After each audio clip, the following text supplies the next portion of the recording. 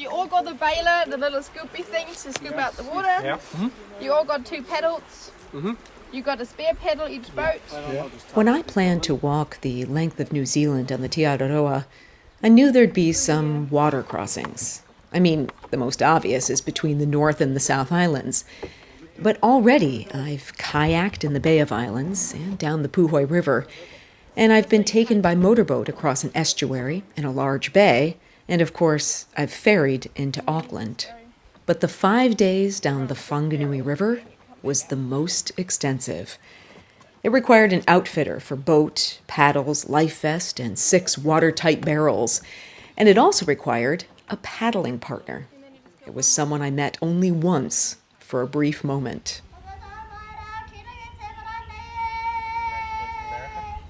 Andrew, I'm here with Allison. We are both Te Araroa walkers. We are walking the length of New Zealand and exploring its culture and its beauty as we walk from Ringa all the way down to the bluff. And Allison will assist in the song. Oh, beautiful for spacious skies, for amber waves of grain, for purple mountains. But I picked a good partner in Andrew, exactly 30 years my junior, almost to the day. We shared a love for the cultural and the natural, and clicked when it came to chores like loading the boat in the pouring rain and lugging heavy barrels up a slippery 4 stories to our camp. Good job, baby. Good job.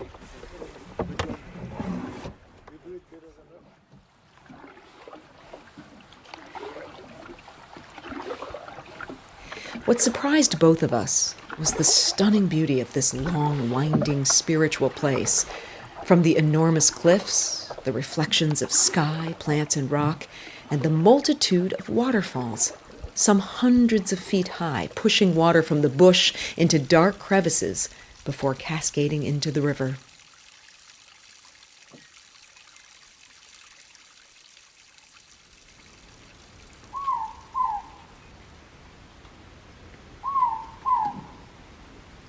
And we also shared a sense of humor for the unusual birds that filled the campsites with melody, even if domesticated.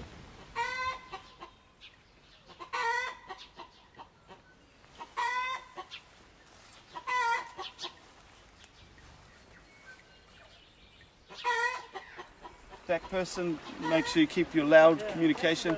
A lot of people in the rapids go paddle, paddle, paddle, swap, paddle, paddle, paddle, swap. Yeah, it's easy as.